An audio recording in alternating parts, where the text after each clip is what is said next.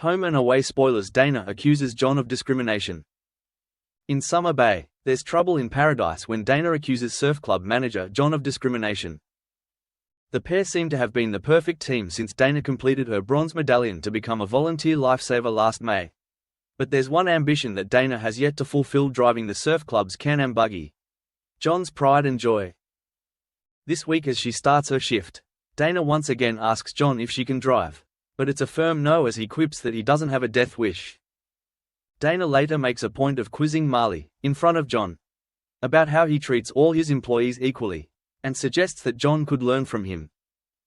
John denies that he's ever showed favoritism towards the other lifesavers over her, and drives off in a huff. Dana's words appear to cut deep though, as John seeks reassurance from Mackenzie over whether he treats his staff equally. Dana in the meantime vents to Xander, pointing out that all the other lifesavers who happen to be male have been allowed to drive the buggy. Xander agrees that it doesn't seem fair, as Dana vows to fight it. Dana confronts John in the clubroom and rips into him, telling him that he obviously has an issue with strong, independent women and is discriminating against her as a result. Dana refuses to be held back by his sexist, antiquated values.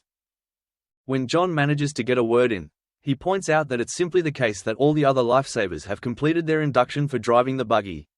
Dana immediately takes offense as she asks why she hasn't yet been given that opportunity. John tries to explain, but by now Dana is fully on her soapbox.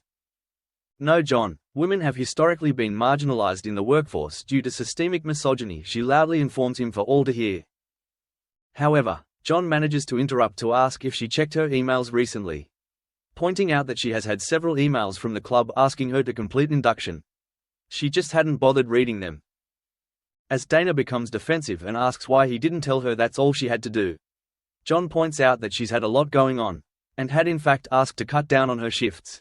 He didn't want to add to her pressure. But if you want to resign, then so be it, John says dejectedly. It must be difficult working with a dinosaur like me. As John slinks away, Dana feels awful.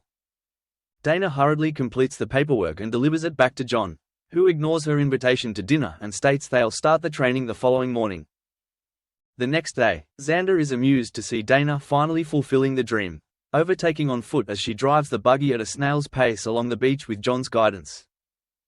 Later, now fully authorized to drive, Dana asks John to celebrate with her, but he again turns her down and states that what she said was hurtful.